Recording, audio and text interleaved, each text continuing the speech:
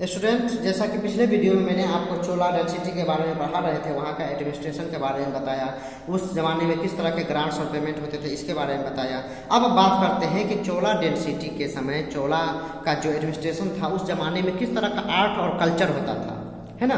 उस जमाने में मंदिर कैसे होते थे, आर्ट कैसे होते थे, अब उसके बारे में हम लोग पढ़ते हैं। The Chola rulers built a large number of temple. Chola का जो राजा था उस जमाने में बहुत बड़ी तादाद में मंदिर का निर्माण हुआ। The temple built by the, है ना, राजा, है ना, वहाँ जो मंदिर जो बनाया गया वह किसके द्वारा, राजा, यह नाम है, एंड राजेंद्र चोला, इस सब के द्वारा मंदिर बनाया गया। Are excellent example of temple architecture. ये सब जो मंदिर बनाते थे तो मंदिर का जो आर्किटेक्चर होता था, जो कलाकारी, जो आकृति होता था, वह बहुत ही जो है एक्सीलेंट माना जाता था, है ना। The Chola period also show excellence in the making of bronze image. Chola period में जो लोग होते थे वह ब्रोंज का इमेज, पीतल का इमेज बनाने में, पीतल का मूर्ति बनाने में बहुत माहिर था। जैसे किसी देवी देवता का फोटो बनाना हो, है ना, जैसे एक जो है Nataraja sculpture was created during this time. उस जमाने में एक नटराज स्कल्पचर क्रिएट किया गया। देखो यही है नटराज का, यह जो है ना क्या है, स्कल्पचर है, उसका जो है इमेज है, फोटो है, देखिए कितना खूबसूरत है। यह जो है से ब्रॉन्ज से बनाया गया है, पीतल से बनाया गया है। चोला डेंसिटी के लोग बनाते थे, ठीक है ना। और उसको क्या करता था, Indian and one of the finest specimen in Indian culture. उस जमाने में जो स्पेसिमेन होते थे, हाथ से जो कलाकारी करते थे, क्राफ्ट्समैन जो शिल्पकार करते थे, उस समय में सबसे फाइन और सबसे अच्छा चोला रूलर के जो लोग बनाते थे उसको माना जाता था, ठीक है। The temple were not just palace. Temple जो होता था वह सिर्फ पूजा करने की जगह नहीं होती थी, दे वेयर हब, वह एक हब होता था, बहुत इंपॉर्टेंट पैलेस होता था। किस चीज़ का, सोशल, समाज का, इकोनॉमिक का, culture life of the people, लोगों के सामाजिक, आर्थिक और कल्चरल सभ्यातिक जीवन का एक हब होता था, एक ग्रुप होता था, ठीक है ना। The construction and upkeep of the temple provide employment to various artist, है ना।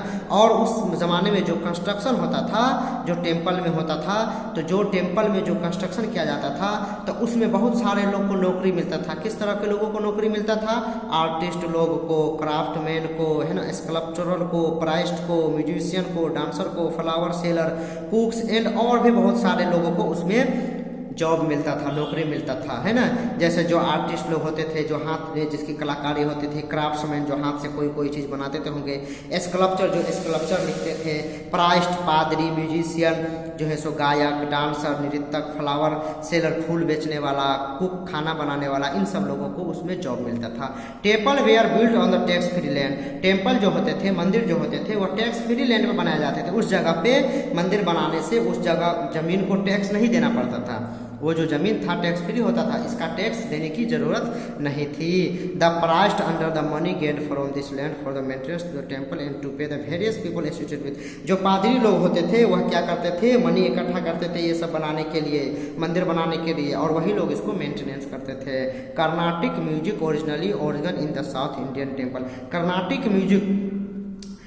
म्यूजिक का जो ओरिजिनली जो स्टार्ट हुआ है वह साउथ इंडिया के टेम्पल से ही स्टार्ट हुआ है। कौन चीज़, कर्नाटिक म्यूजिक, है ना। क्लासिकल डांस हो, जैसे भरतनाट्यम डांस है ना, भरतनाट्यम जो क्लासिकल डांस है, यह भी कर्नाटक के जो है साउथ इंडिया के टेम्पल से ही भी इन सब चीज़ की शुरुआत हुई। डांसिंग गर्ल, उस समय में जो डांसिंग गर्ल होती थी, जो लड़की, जो बच्ची डांस करती थी, उसे क्या कहा जाता था, देवदासी कहा जाता था। देवदासी का मतलब होता है, एक देवदासी एक संस्कृत वर्ड है जिसका मतलब होता है गॉड या गॉडेस का, देवी या देवता का नौकर, देवी या देवता का नौकर। तो जो लड़की सब डांस करती थी उसे देवी या देवता का सर्वेंट कहा जाता था। Schools and hospitals grew around the temple. School और जो हॉस्पिटल होते थे वह क्या करते थे, वह टेम्पल जो है ना, अराउंड द टेम्पल के आसपास जो है यह चीज़ को बढ़ावा दिया जाता था। People also have meeting there. लोग इसके साथ क्या करते थे, वहाँ आकर मीटिंग भी करते थे। और जो है इस तरह यह इस तरह life the central around the people. इस तरह यह पता चलता है कि उस जमाने का जो लाइफ था वह कहीं ना कहीं मंदिर के चारों तरफ सेंट्रलाइज था।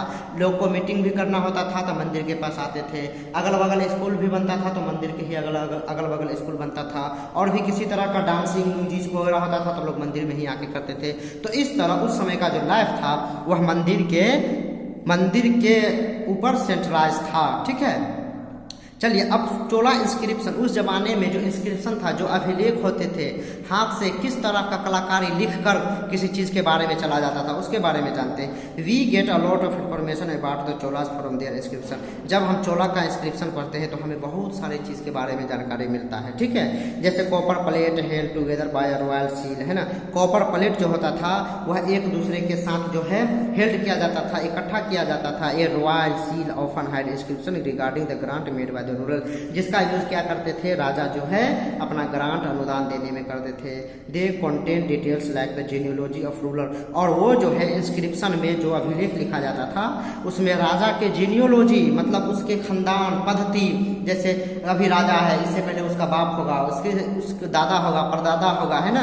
तो इस तरह इसे ही हम लोग जेनियोलॉजी कहते हैं, ठीक है ना। इन सब चीज़ों को लिखा जाता था डिटेल से। Sanskrit verse painting of the god goddess, god और गॉडेस के देवी देवता के जो संस्कृत श्लोक होते थे उन सबको वहाँ पे प्रेस करके लिख करके रखा जाता था।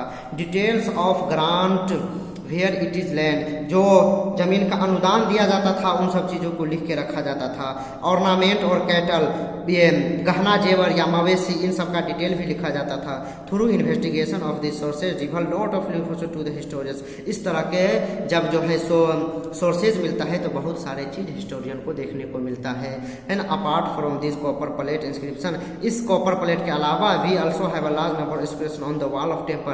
कॉपर प्लेट पर तो इंस्क्रिप्शन लिखा ही जाता था, उसके अलावा जो है मंदिर के दीवारों पे भी इंस्क्रिप्शन लिखा हमको मिलता था उस जमाने में। They record various events such as function of village, उसमें क्या लिखा होता था, किसी भी गांव में कौन सा फंक्शन हुआ, कौन सा जो है सो कोई भी मेला वगैरह लगा, कोई कार्यक्रम हुआ, इन सब चीज़ों का डिटेल लिखा हुआ मिलता था। Craft grid guilds gift made by royalty, वहाँ के जो क्राफ्ट लोग होते थे, ट्रेड गिल्ड्स होते थे, वह जो है ना गिफ्ट अगर देता था उन सब चीज़ों को लिखा जाता था। जैसे एग्जाम्पल के तौर पर हम लिख सकते हैं द इंस्क्रिप्शन ऑन द, है ना, Brihadeeswara temple tell the about the areas conquered by the raja. जो एक मंदिर है जिसका नाम है है ना, बृहदीश्वरा, उस टेम्पल के वाल पे जब हम लिखा हुआ अभिलेख इंस्क्रिप्शन पढ़ते हैं तो उससे हम ये पता चलता है कि इसमें ये डिटेल दिया हुआ है कि उस समय जो राजा थे वह कितना जमीन जो है एरिया कन्क्वेर किए थे, कितना एरिया पर वह अपना कब्जा किया था, उन सब का डिटेल मिलता है। हिज टाइटल, उसका क्या टाइटल था, उन्होंने क्या गिफ्ट दिया, ये सब चीज़ का डिटेल उस पर लिखा हुआ है। The royal ladies to the temple, जो मंदिर में लेडीज आते थे, जो रॉयल होते थे, जो बहुत मतलब आला किस्म का जो है ना उच्च दर्जा का जो होते थे, उन सब के बारे में भी देखने को मिलता है। और भी बहुत सारे चीज़ वहाँ पे मिल सकता है। देखिए आप लोग को एक हम इंस्क्रिप्शन दिखाते हैं। यह जो है कॉपर प्लेट है, ये जो देख रहे हो ना कॉपर प्लेट है, और आप लोग गौर से देखेंगे वीडियो में या जब आपके पास बुक होगा तो देखिए इन सब चीज़ों को कुछ कुछ लिखा हुआ है। यह क्या लिखा हुआ है, तो यह जो है तिरुवलंगाडु कॉपर प्लेट, राजेंद्र चोला के ज़माने में तिरुवंतगाडु जो है कॉपर प्लेट पर ये सब चीज़ लिखा हुआ था, इन सब चीज़ के बारे में दिया हुआ है। ठीक है, तो यही था आपका चोला किंगडम के बारे में। अब ये जो है आपका एक्सरसाइज 2 आज ख़त्म हो रहा है। अब आप लोग को मैं इसका ऑब्जेक्टिव क्वेश्चन वगैरह सारा चीज़ भेज दूंगा। इससे पहले कि आप लोग को मैं फिर से रिक्वेस्ट कर दूँ, हर तरह की भांति इस तरह भी मैं आप लोग को ये बता दूं कि आप लोग जो है ज़्यादा से ज़्यादा वीडियो देखकर पढ़ने की कोशिश कीजिए, ज़्यादा से ज़्यादा सीखने की कोशिश कीजिए, ताकि आप लोगों के नॉलेज डेवलप हो। लॉकडाउन का अच्छा से अच्छा फ़ायदा उठाइए, फेयर करने के साथ उसको रिमेंबर भी कीजिए। Thank you very much, goodbye to all of you, best of luck to all of you, and hope you are doing well. Thank you very much.